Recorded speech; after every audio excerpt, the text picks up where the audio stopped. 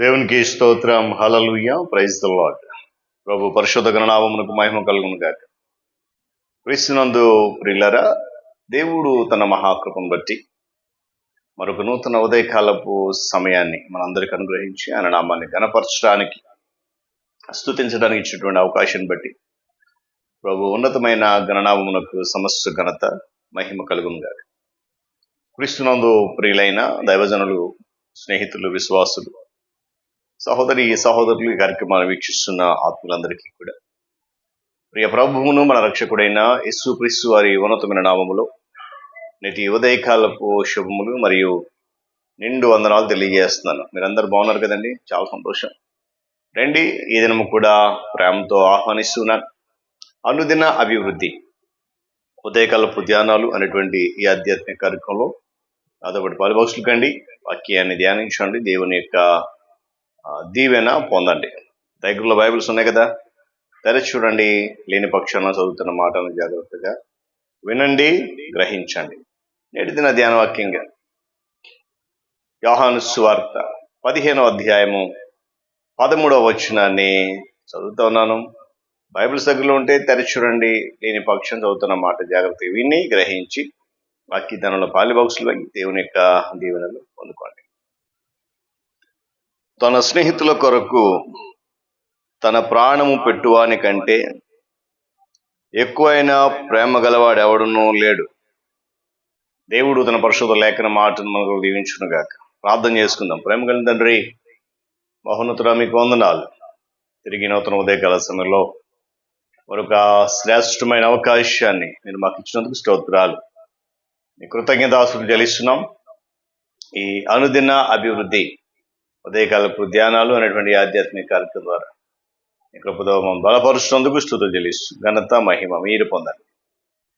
పాల్గొన్న బిడ్డలందరినీ బలపరచండి. యేసు నామమున అడుగుతున్నాం తండ్రి, ఆమేన్. మంచిది ప్రియులారా, చదవబడిన ఈ మాట మనందరికీ చాలా సుపరిచితమైన మాట.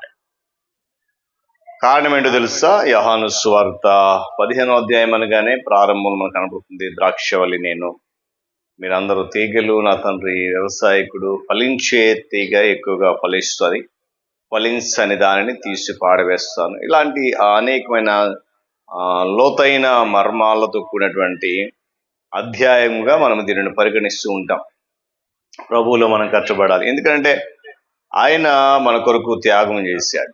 ఏం త్యాగం చేశాడు అని అంటే ప్రాణ త్యాగం చేశాడు. అందుకే ఇక్కడ తన స్నేహితుల కొరకు ప్రాణము పెట్టువాని కంటే ఎక్కువైన ప్రేమ గలవాడు ఎవడు లేడు అనేటువంటి ఇక్కడ మాట జ్ఞాపకం చేస్తాడు. మన జీవితంలో యేసుక్రీస్తు ప్రభు వారికి ప్రతి చిన్న విషయాన్ని కూడా సంపూర్ణంగా లోపరచగలిగినప్పుడు మాత్రమే త్యాగంలో ఉన్నటువంటి ఆనందాన్ని మనము పొందుకోగలుగుతాం. దేవునికి స్తోత్రం చెప్పండి గట్టిగా, హల్లెలూయా. అయితే త్యాగం అనేది చాలా కష్టతరమైన పిల్లరా. నేను దీనిని త్యాగం చేసినట్లయితే అని కానీ, నా జీవితాన్ని నేను దేవునికి సమర్పించుకున్నట్లయితే అని కానీ మనము షరతులు పెడుతూ ఉంటాం కొన్నిసార్లు. ఇటువంటి షరతులు మనకు చేసేటువంటి పని ఏంటంటే త్యాగములో ఉన్నటువంటి నిజమైన మరియు సంపూర్ణమైన ఆనందాన్ని ఇవ్వవు అనే విషయాన్ని మనం గమనించాం.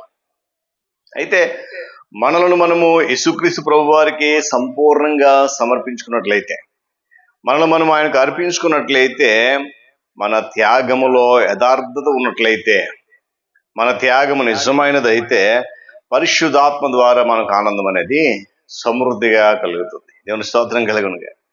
గమనించబడిరా, అంతిమ త్యాగము మన స్నేహితుని కొరకు మన ప్రాణాన్ని అర్పించడమే అని వాక్యం జ్ఞాపకం చేసింది. ఇది సాధ్యమేనా అంటే ఎన్నటికీ ఇది సాధ్యం కాదు. కానీ యేసుక్రీస్తు ప్రభువారు మనందరినీ కూడా స్నేహితులుగా ఎంచుకొని ఆయన స్నేహితులుగా ఉన్న మన కోసకు ఆయన తన ప్రాణ త్యాగం చేశాడనే విషయాన్ని ఇక్కడ స్పష్టంగా మనం చూస్తున్నాం. ఎందుకంటే మన దేహాత్మలు పరిశుద్ధాత్మ దేవునికి నివాస స్థలమైనప్పుడు ప్రభు అయిన యేసుక్రీస్తు వారి కొరకు మన ప్రాణాలను సహితము అర్పించడానికి మనం సిద్ధమవుతాం.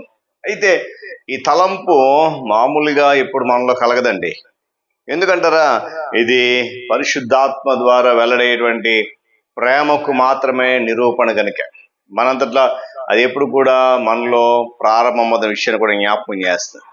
అని చూడండి, మన ప్రభు మన కొరకు తన ప్రాణాన్ని సహితం లెక్క చేయలేదు. అయ్యో, నా బిడ్డ, నా కుమారుడు నశించిపోకూడదు, నా కుమార్తె నశించిపోకూడదు, లోకంలో ఎవ్వరు కూడా నరకానికి వెళ్ళిపోకూడదు, అపవాది బంధకాల్లో బంధించబడి చనిపోకూడదు అని చెప్పి మన అందరి పక్షాన ఆయన శిక్షను భరించడానికి భూమి మీదకి పంపబడి త్యాగం చేశాడు. తన ప్రాణాన్ని సహితము లెక్క చేయలేదు. ఆయన మరణం ఆయనలో ఉన్న ప్రతి పవిత్ర ప్రేమకు నిరూపణ, ఆయనలో ఉన్నటువంటి త్యాగానికి అది నిరూపణ. అందుకే అంటాడు ఆయన, నా దేవా నిశ్చితము చేయట లేక నెరవేర్చుట నాకు సంతోషం అని చెప్పి కీర్తన గ్రంథం మనం చూస్తూ ఉంటాం. లేదా ఆ రచయిత అనగా కీర్తనకారుడు ఆ మాటను దృష్టాంతపూర్వకంగా ఉదహరించాడు. ఎందుకంటే కీర్తన రచయిత ఆ సంపూర్ణ సమర్పణ గురించి, ఎనలేనటువంటి త్యాగం గురించి, అనంతమైనటువంటి ఆనందంతో వివరిస్తూ రాసిన మాట 40వ సంకీర్తనలో అంటాడు కదా, నేను కూడా ఈ విధంగా యేసుక్రీస్తు ప్రభు వారికి సంపూర్ణంగా లోబడ్డానా, నా కాపుదల, నా నడిపింపు దేవుని నుండి కానట్లయితే నా సమర్పణకు, నా త్యాగానికి అర్థం లేదు. అయితే మన సమర్పణకు, మన త్యాగానికి లక్ష్యము ఏర్పడినప్పుడే, లేక లక్ష్యము దేవుడే అయినప్పుడు పిల్లరా ఆయన ప్రాబల్యము మన మీద చాలా బలంగా పనిచేస్తుంది. దేవుని స్తోత్రం కలుగును గాక. హల్లెలూయా. కాబట్టి ఆయన మన కొరకు త్యాగం చేశాడు. మరలా మనల్ని ఏం చేస్తున్నాడంట? స్నేహితులు, మనలో ఉన్నటువంటి సహజ వాంఛలు, మనకు ఆధ్యాత్మిక జీవితాన్ని అడ్డుకోకుండా మనం చూసుకోవాలి. మనలో ఉన్నటువంటి ప్రకృతి సంబంధమైన ప్రేమ మనను ఆటంకపరుస్తున్న దేవుని దగ్గర రాకుండా. అయితే పరిశుద్ధుడి యొక్క నిజమైన వాంఛ ఏంటంటే ప్రభు అయిన యేసే. దేవుని పట్ల మనకున్నటువంటి ప్రేమ ప్రకృతి సంబంధమైన ప్రేమ కాదండి, ఏదో నామకార్థంగా అలవాటు చేసేటువంటి ప్రేమ కాదండి, మనో ప్రవృత్తికి సంబంధించినటువంటి ప్రేమ కాదండి, భావోద్వేగ పూరితమైనటువంటి ప్రేమ అసలే కాదు. మరి ఏంటనంటే దేవుని పట్ల మనకున్న ప్రేమ అంతఃశుద్ధితో మరియు అంతరానికి ఉన్న ప్రేమ. దేవుని స్తోత్రం కలుగును. కాబట్టి ఈ ఉదయకాల సమయంలో ఆయన స్నేహము మనల్ని ఎంతగా బలపరుస్తుందనంటే మన కొరకు త్యాగము చేసి అంత ప్రేమ ఆయనలో ఉంది. అందుకే అంటాడు కదా, మిమ్మల్ని ఇక మీదట దాసులను పిలవనయ్యా, మరేమని పిలుస్తావయ్యా, నేను మిమ్మల్ని స్నేహితులను పిలుస్తాను. ప్రభుత్వం మనకున్న స్నేహానికి మూలమేనంటే ఆయన మనకు అనుగ్రహించినటువంటి నూతన జీవం. కనుక ఉదయకాల సమయంలో ఆ స్నేహానికి లేక ఆ త్యాగానికి విలువనిస్తూ ప్రభుతో స్నేహం చేయడానికి, ప్రభు మార్గం నడవడానికి, ఆయనకు లోబడడానికి, విధే చూపడానికి ఇష్టపడదాం. పరిశుద్ధాత్మ దేవుడు తన సహాయము మనకందరికీ అనుగ్రహించునుగా. ప్రార్థన చేసుకుందాం. ప్రేమ కలిగిన తండ్రి, వందనాలు.